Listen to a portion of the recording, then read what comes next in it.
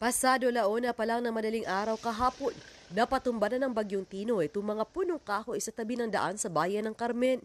Pasado 2:00 ng madaling araw nang lumakas pa ang hangin at ang dalang ulan nito. Walang tigil ito kaya naperwisyo nito ang tulog ng mga pinalikas evacuation center sa Barangay Sabang, Danao City.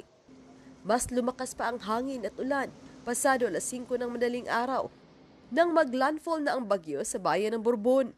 Napatumba ang malaking kabinet, mga saging, puno ng kahoy. Natanggal din ang bubong ng isang bahay.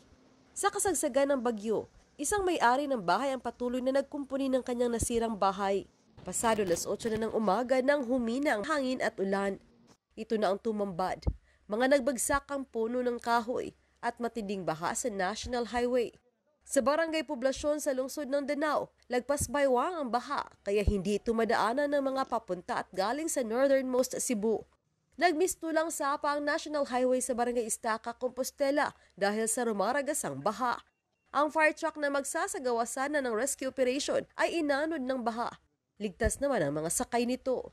Binaha ang mga bahay at may bahay na nasira dahil sa matinding baha dahil umapaw umano ang Kutkut River.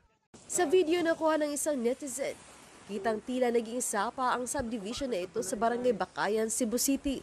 Dahil sa lakas ng agos, naglutangan ang mga pribadong sasakyan. Nang bahagyang humupa ang baha, ito na ang tumambad. Patong-patong ng mga sasakyan na tila malalaking laruan. Sa Barangay Bakayan, umapaw ang sapa at rumagasa ang baha. Naabutan ng GMA Regional TV ang isinagawang rescue operations sa mga residente na naturang subdivision. Inuna ang mga matatanda, may mga karamdaman, bata at babae. Isa-isang nirescue ang mga stranded na mga residente palabas sa kanilang mga bahay. Marami sa mga residente ang hindi nakalabas nang umabot sa 10 hanggang 12 talampakan ang baha. Dahil malakas ang agos ng baha, pinili nilang manatili sa ikalawang palapag ng kanilang bahay. Dahil sa magdamag na pag-ulan, muntik nang umapaw ang tubig sa Guadalupe River.